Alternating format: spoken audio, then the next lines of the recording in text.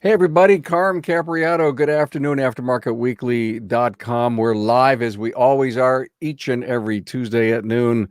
Well, the most unique automotive aftermarket resource. I have to tell you, we have a guest host, as you can see to my right, or is it your left? I'm not sure. Brian Sump is with us. He's going to come on and do a great segment. And we also have a shop tour later in the show. We're going to be live virtually at Olmsted Auto Care in Olmsted, Ohio. But more importantly, you're here to, hey, there's a great picture of Corey's place. We're here to have some fun, and we have some trivia that we do, a lot of really cool stuff. So Brian, welcome, my friend. How are you? I'm blessed, Carm. Always good to see you, man. Thanks for having me. Same here, man. We've done a lot of things lately. I want to bring on what I call the Brian Sump podography. Would you like to see that? Well, you've heard of filmographies, right? This is Brian's podography, owner, technician, and service advisor of the year. We had a great episode just a few weeks ago. You were, of course, honored with the Apex 2020 Shop Owner of the Year, and we got together with your peers in that thing, our technician and our service advisor of the year, and that was episode 606, just a couple of weeks back. And we did it. You did a for the record for me. Never let your foot off the pedal. And of course, being a multi-shop operator, you've got all kinds of great knowledge about growth. So we did one on acquisition strategies, and then another town hall way back in town hall 75. We're at 208 now, but that was a while back, Brian, when we got together. Am I ready for a branch store? And then our original solo interview was 244. We're now at like 609. Wow. And automotive background not needed. That was a great episode. It says, hey, I never turn wrenches, and I'm a successful shop owner. So stop the excuses. Yeah, that's right. I guess. Yeah, we all have excuses, especially We all do it. So I invent them and write them down so that I can reuse them. So thank you so much for your support of the show. Let's talk about what our agenda is going to be for today. Brian is going to come on and talk about building in 8 minutes. I mean, I'm not sure that we're going to get the essence of what you want, Brian, but we can't. But I can't wait to hear your story and the passion that you have building a number two in command. Of course, we're going to do a shop tour with Corey Evaldi, give you your weekly fortune trivia and more. And as I said before, we were going out to see Corey. By the way, everyone, the podcast, the Aftermarket Weekly is now a podcast. So wherever you listen to your favorite podcasts, say it's Apple as an example, then go to Apple, type in Aftermarket Weekly and subscribe so that every time we release the episode each and every week as we repurpose this, you get a chance to hear it while you're mobile. And I have to tell you something that's so cool, Brian, listening to the show through audio, even though it was a virtual tour, is really kind of neat because you have a chance yourself to think about what the shop owner is showing. Well, here's my brand new lifts, and you have a chance to think that through yourself, even though you're not watching the video, but you can see the video on my website. I mean, you can no problem doing that. Hey, trivia. Let's talk about the trivia we're going to do. Who was responsible for the introduction of the Ford Mustang in 1964? I know that many of us guys with gray hair know the answer to that, but I'll bet you there's a bunch of young people that don't know who was responsible and pushed so hard for the Ford Mustang. Hey, everyone, if you're with us on social media, please check in, give us a like, do a comment, share your city. We'd love to have that. And of course, if you put any comments up on social media, we'll be able to see that here in the studio. Okay. Hey, important brand new item from Dorman. Dorman products are continuously pursuing innovations and solutions to help the aftermarket take share from the OE. Now, one great example of this innovative spirit is Dorman's Electronic Power Steering Rack, or EPAS. Dorman has spent over 3 years developing this complex technology, and they've rigorously tested it at Ford's original testing location for the same F-150 rack. The best part is not about availability or anything like that, although it was previously dealer only. A free calibration tool is provided, and when plugged into the OBD2 port, bam, it's calibrated. The rack is ready to go, no need for flashing or bringing the vehicle to the dealer to calibrate. The steering rack and pinion is now an in and out job, thanks to Dorman. Hey, want to really go under the hood? We'll take the Dorman virtual tour on the web at dormanproducts.com/tour. Man, thank you so much to Dorman for bringing you the Aftermarket Weekly Show each and every week. Hey, I do a live show, Carmcast, every once in a while. We're doing one tomorrow, but, like clockwork each and every week, the Town Hall Academy. And creating deep ties to your community. That's coming up this Friday. It's going to be a great show. How do you not have deep ties to your community? But yet we find, Brian, that some shops need a boost or a push or an idea. And that's what this show is about. Hey, man, I'm ready. I just can't wait. Building a great number two.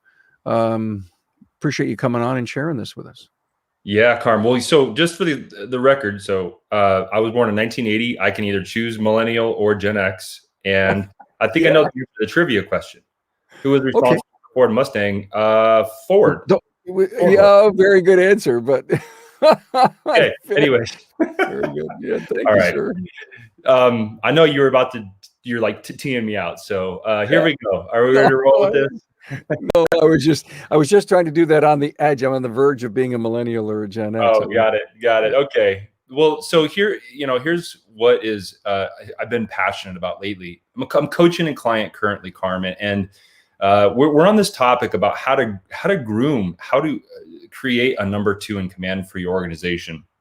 There's a lot of reasons a person would want to do this. It can be as simple as wanting to be able to have the shop run smoothly. If you want to go on a week or two vacation in the Bahamas, it can be a growth strategy. Certainly imperative if you're looking to go multi-store operations, or even if you're trying to grow a big store. You and I both know several operators that have $3, $4, $5 million a year stores, and you need to have additional leaders in your organization to do that. Yeah. And so a couple of years ago, I've been asked to teach at Ratchet and Wrench pretty much every year. And a couple of years ago, I did a workshop on hiring, recruiting, and retention, and all these kind of things. And one of the funny things I teach in that is say, look, as shop owners, when we are advertising for a position, especially a technician, we get pretty enamored when somebody actually responds, communicates well, and shows up and proves a little bit of aptitude. And we get a little, and so we have this propensity to sort of hire the first candidate that walks in the door. I mean, maybe not to that extreme, but I know that we are not very diligent in hiring. As small business owners that are caught in the day-to-day operations of our store. Interestingly enough, while I will use that metaphorically and say, you probably aren't going to be hiring the first candidate that walks in the door by the law of averages. Interestingly, my number two in command, my director of operations, Phil Carpenter, who you know pretty well, and actually many in the industry know, was the first employee that I hired. And that is definitely not the norm. But what that's afforded me to do over the last 13 and a half years is really assess and try to understand, like, why do we work so well together? How do we complement each other? And really, what were the patterns that Phil went through, or that we were able to see happening with him and I, in order to kind of help other business owners or shop owners achieve that. Yeah. And so one thing that I believe is, when you're a business owner, you're going to be wearing many, many hats. You might wear all the hats. You might wear most of the hats or some of the hats. I don't think that we should, or that we need to be wearing hats of roles or things that we really don't want to be doing. We shouldn't be spending a lot of our time with the things that deplete us. If you are a technician, highly introverted, and you came from the tech side, which I know there are many that are probably listening that fall into that category, you may not really thrive on customer interaction. You may not thrive on conflict resolution. You may not thrive on HR and things like that. So a good thing that you can do to start this whole journey off is say, what are 3 things that I hate doing in my business? I really don't like doing those things. And it's something to keep in mind as you are building out your business, is how do I delegate the things that I shouldn't be doing or don't want to be doing? And I'm just going to leave that out as an overarching theme, and not that that should guide every decision you make in building a number two, but I do believe that it's worth consideration and worth some meditation on. Okay.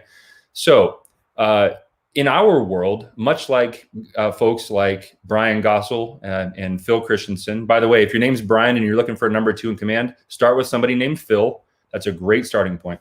Brian and I both have Phils as our number two. I know. David Asquith, Doug Grills in Maryland, Ty and the Pridemore crew in Denver. There's some of these guys that have been with the company 10, 20 years, even Dwayne Myers, as he came up through the rank at Dynamic in Maryland. So there are people out there that have gone through this strategy. And I'm going to talk more about building a number two more or less from within, because there are people who have hired an integrator or a COO or a director of operations or even a CEO from the outside and groom them. But I think that I want to spend a couple minutes talking about grooming your own. So what are the benefits of that? Well, when you grow your own and you find somebody within, most likely your culture will be deeply rooted and inculcated into that person. In other words, the DNA of the organization, the values, the mission, the reason you exist, how you do things, the quote unquote, in our world, urban auto care way is deeply rooted in that person. And that means that when times get tough or their back's against the wall or they're highly stressed, they're not going to default to other ways or their own way. They're going to default to the ways that they were brought up in and taught. So let's talk about some of the things that you're going to be looking for and sort of the strategic process of looking for a number two in command. First of all, Brian, let me stop you. I'm sorry. I know you're on a great roll, but you're talking about finding an internal candidate. I'm talking about finding an internal candidate for the sake of this conversation. Yes. There's other ways to do it, looking for outside. Okay. But focus on internal. I think one of the most important things that you need to get your mind around and focus on is that the most tenured person doesn't have to be the default number two in command. And don't get cornered into awarding somebody a promotion for any position just because they've been there the longest. That can and will get you into trouble. Now, is there merit for awarding somebody and acknowledging tenure? Yes, there is, tremendously. But I just want to encourage you to look with a couple of things we'll talk about today. Look for these things and assess these things and see if that longest tenured person happens to be the right fit. And if not, then you need to plan otherwise. Okay. So first and foremost, where do you want the company to be in 3 or 5 and even 10 years? If you can't see out 10, start with 3 and come up with an ideal there and write it down or paint a couple paragraphs of a picture for that. And next, establish what you need to do to get there and what are the barriers to accomplishing that. And what are the places in the business, the roles and responsibilities that are going to need to be tackled that maybe you're not tackling or can't tackle in order to get there. I think it's really important to define why you want this. Maybe you have somebody in your company that has been around and they're an emotional leader and you really want to groom them. That's great. But if they don't understand where you want to go and why you want to go there, it's called vision. It's going to be really hard for them to come along and find synergy in that journey. And then I think then we'll get into the aptitude and the desire part. Okay. And so I'll talk about a strategic meeting. This is one of the things I talked about with one of my clients was how to have this meeting with somebody that he had identified as the clear candidate to be the number 2 in command. And they want to grow multiple stores and all these sorts of things. Okay. And so I think you need to talk about a strategic meeting and you need to get outside of the shop on neutral ground, maybe over a dinner or maybe, on the weekend or something where there's no distractions, and talk about what you're going to try to accomplish in this meeting. Build some rapport and things like that, but get to a place where you both can focus. And I think one of the key aspects of these conversations that you're going to be having with somebody that you think is a number 2 in command. And by the way, let's back up just a step. Maybe Carm, we should, and I'm trying to fit this within 8 minutes, which is a great challenge. Maybe I'm going to stop for a minute before I talk about this meeting and say, okay, Brian, what are the key attributes that you would look for in a number 2 before we even talk about the meetings to have once you've identified that person? I would say this. 1, are they highly loyal? Richard Flint used to talk about 1 hump and 2 hump camels are going to get you through the desert. Are they loyal people Are they trustworthy? Do you believe that they will make the right moral choice when temptations go on all around them, or when their character is tested? Have they proven that every time they're pushed and held accountable for something, are they constantly making progress? When you teach them how to handle the phones, did they execute and implement that? When you teach them dispatch, did they execute that? Are they estimating properly? Are they building rapport with the team?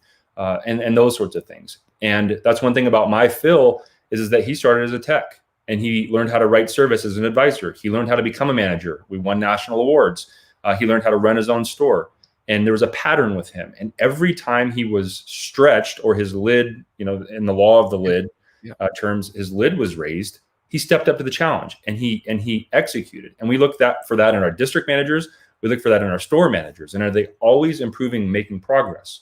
What you don't want to see is hitting that wall, if that makes sense. Man, I have to tell you something. We're at our time, and I'm sad to say that I could go on and listen for. I've got so many questions, and let me agree to your point about the tenured person. It goes back to apprenticing. The same thing. You don't pick your oldest, longest term technician who doesn't want to be a teacher to be an apprentice's mentor. But what one of my big takeaways when you were talking about crystallizing your vision and figuring out what your barriers are and all the roles, it's such a great exercise, Brian, because I think in your own mind someone creams to the top, because you know your people better than anybody. You've worked with them, you've hired them, you've tolerated them, you've supported them, you've coached them. But I think, to your point, until you can really write it down and realize what you don't want to do in the company, is who's going to step up and do those things and be, if you will, the number two. I love the number two idea. I think I pulled that from Star Trek once. Hi, I'm number two. Yeah, right. Yeah, and this thing is worthy of a much deeper session than what you gave it. I don't know, crazy meat to think we could do this thing in 8 minutes, but we can't. But here's the deal. Brian's a great shop owner, and of course a coach inside the industry for Transformers. Yeah, for Transformers. And the Transformers Institute. And we need to bring him back and do this a little deeper, but I'm sure you could always reach out to Brian in some form or fashion and maybe get some really good advice from him. Way unworthy of the time we gave it. But let me say this. That's why you're here, everybody. We do this kind of stuff. Yeah, we go in depth, but I've just discovered that Aftermarket Weekly needs to have less weighty subjects. That might be the case. If nothing else, Carr, maybe gears are turning for some folks and starting to think about those things. So absolutely. So no, it's not. This was very good, because I don't care how you look at, read a book, listen to a podcast. You're going to take an idea, but you got to make it your own. You got to build on it. Still, you have to build on it. So we can't teach you how to create and build a quality number two, but we can teach you about what you need to do to get there. Teach you to fish. That's right. Yeah, teach him to fish. Brian Sum, thank you so much. By the way, let's do our fortune of the week. Ready? Here's our fortune of the week. Brian, this is your fortune, and of course it's Corey's fortune. Corey's coming up here in a minute. We've had some fabulous ones come out of this thing. Here it is. The one who would be constant is in happiness must frequently change. The one who would be constant in happiness must frequently change. I mean, that makes a ton of sense. You can't be, I don't think you can be happy forever, because life changes around you, right? Got to roll. Things change, and you have to reinvent what happiness means. How cool. Very wise. Very, very wise. Hey, a friend of yours just did a podcast with me that released today. And it was a great episode. I mean, they got hammered with COVID in Dynamic Automotive. Dwayne's company's a partner in it. And so he came on and shared, what they did right many years ago to lead them to how they were able to come out. It's a perfect proof of concept episode. and how they survived 18 members with COVID. And of course, I know you probably know the backstory on that, Brian. Yeah. And also this week we did it was last Friday. The service manager, Colleen Yarger, buys Mark's Independent at 29 years old. She was the service advisor there, and she's got a great story of how she started in the industry. She worked in hospitality. 10 years later, she's a shop owner. It's a great, great story. You should check it out. And I think we are ready for our shop tour.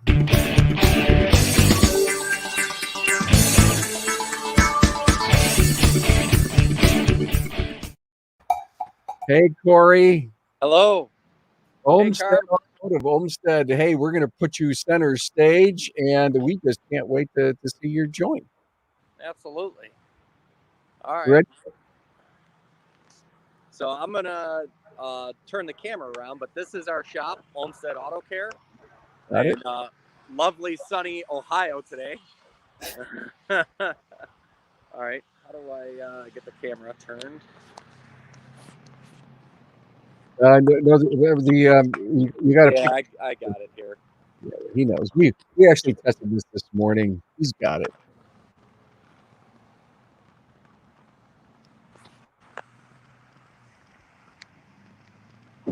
There you go. All right. Okay, let's go, bud. Nice. So Oh I'll yeah. just pull the car up behind me. But so this is our shop. We're a 7-bay facility. We did some light remodeling during COVID when we were kind of shut down a little bit. And, hang on here. So when we come in here, this is our reception area. Hi, that's Donna. This is Mary, and we have David here. So Hey, did I see a refrigerator under the counter? what? Oh, the refrigerator? Yeah. Yeah. Under the counter. Look at that. I love it. So we just have our refreshments standing underneath for our clients. Do customers know how much, or do they know that they can take that? Yes. So this is all for clients. Good, perfect. And it's free to clients, right? Yes, absolutely. And normally when I'm up here on the weekends with my 4-year-old son, he likes to scavenge through there as well. I'm sure he does.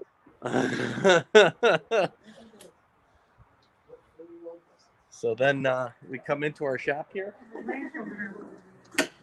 So from the front office, we have a couple of, as you can see, desktops there where customers can get written up at.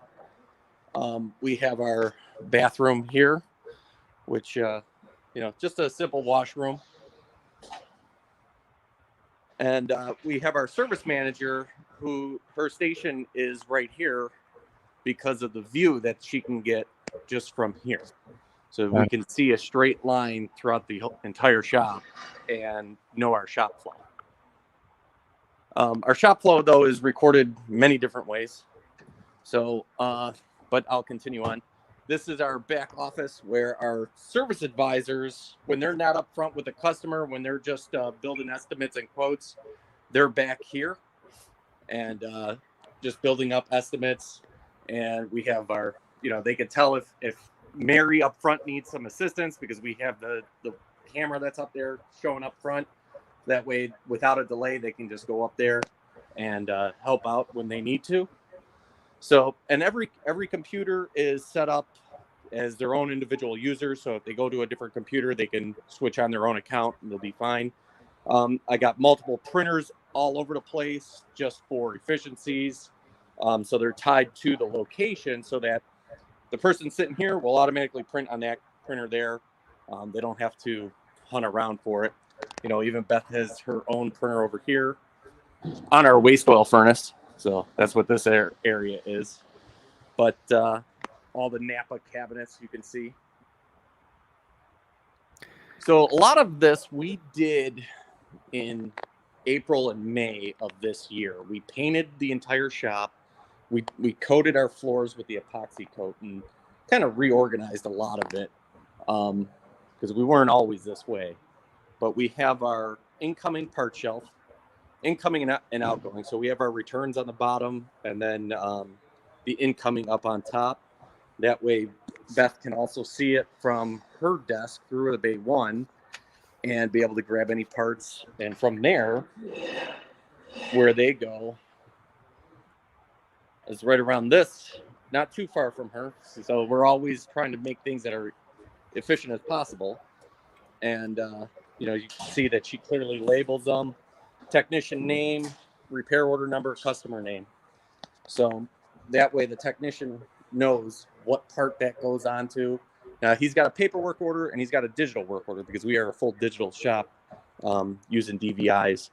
But and I'll show you that process here in a second.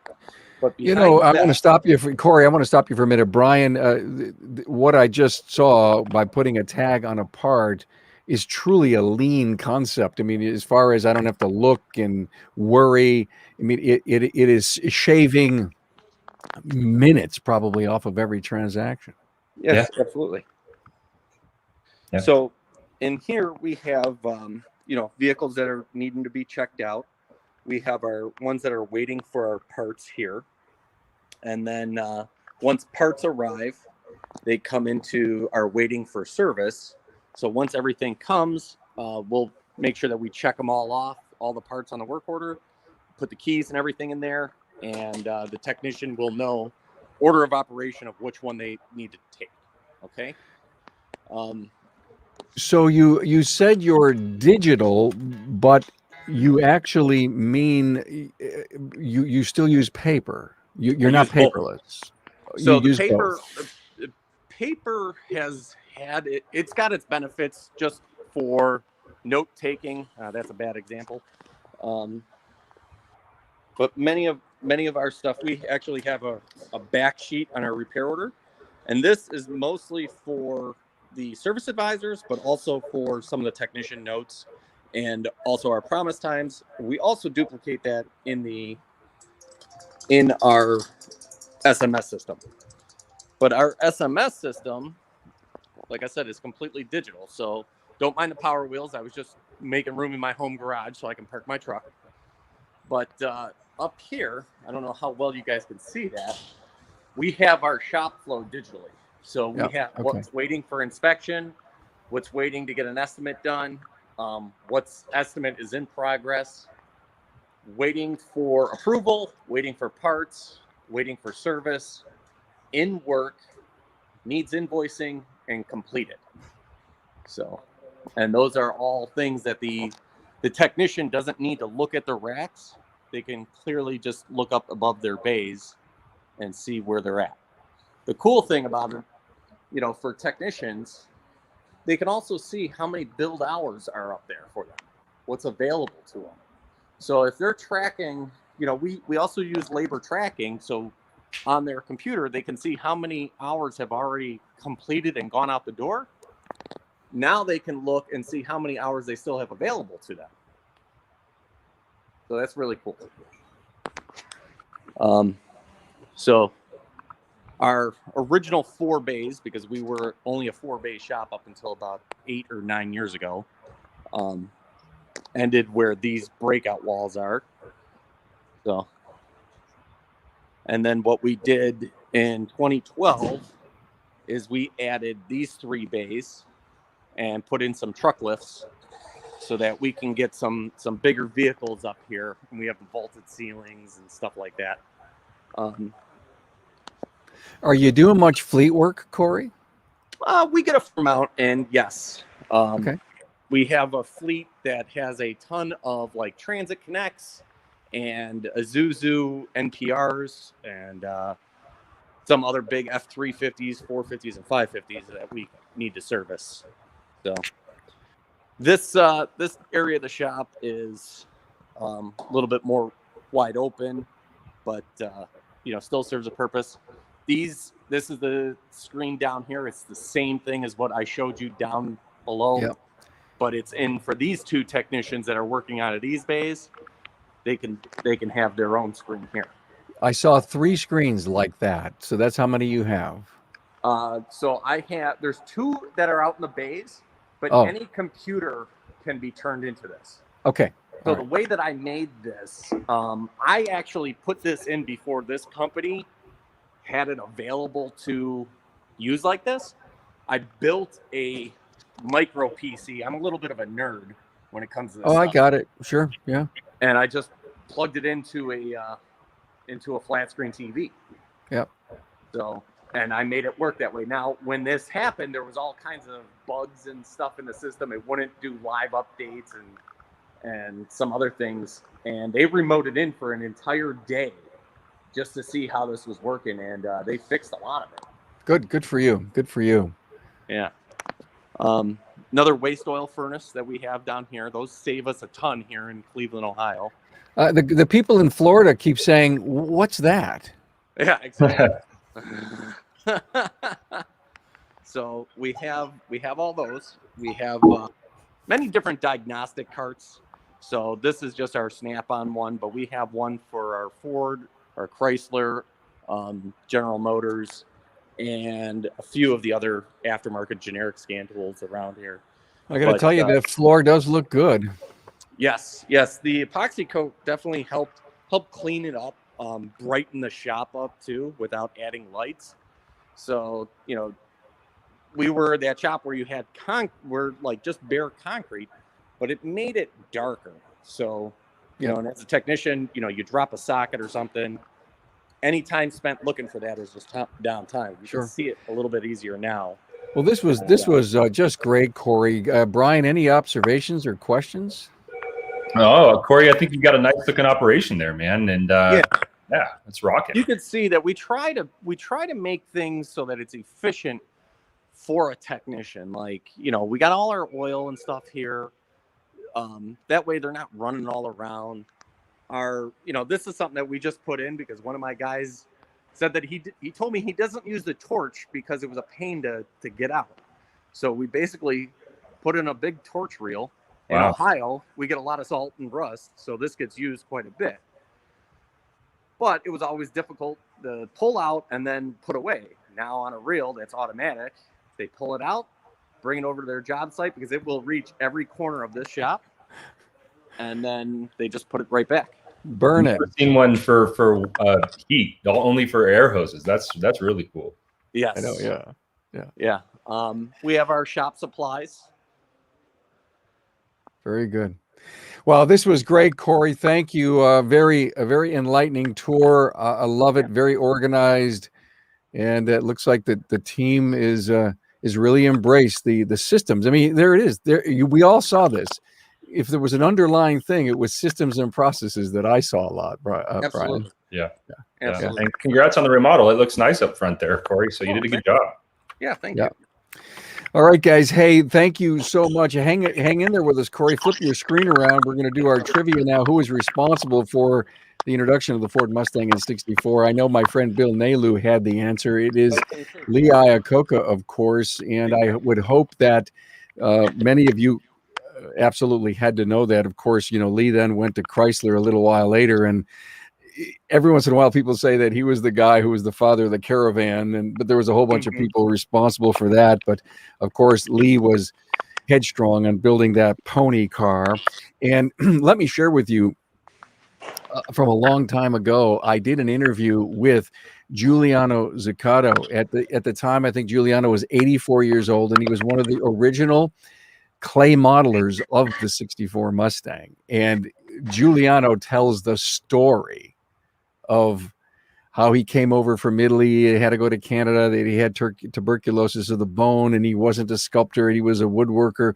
And he takes us inside with Henry Ford II and everybody who helped build the car, and how they were looking at it, and the job that he did in helping build that very famous side indent that is built on that car.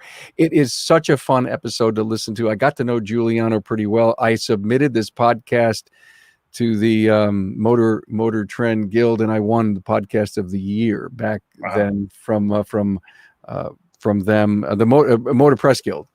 And then I did another episode with Giuliano. He is unfortunately not with us anymore, but it was a great memory and a great friend, the Mustang Man. Hey, next week we're going to have Kim Walker on the show from Shop Marketing Pros. We're going to talk a little about marketing, maybe SEO stuff. And Roy Foster from Foster's Automotive, Reno, Nevada, is going to be with us. Thank you, guys, to Corey Evaldi and Brian Sump for being here, guys. Appreciate it so much. Let's get my guests back up on there they are. And hey, if you want to do a shop tour, Carm at remarkableresults.biz, or reach out to me through social media or anything like that. Love to show your shop and come on and share and spread some of your wisdom. Brian Sump, thanks for the number 2 motivation to find great leaders in your shop. And Corey, nice place. You know, Corey was born in Buffalo. His dad's shop is still running in Lackawanna, New York, and he's a Buffalo boy like me. Sorry about your bills, guys. Tough road. Yeah, well, it's okay. Yeah, you know what? It was a good year though for him. It was a good run. Who would have thought? Hey, thanks, guys. Exactly. Appreciate you being here. Thanks, Carm. All right. Bye-bye, Carm. Thank you.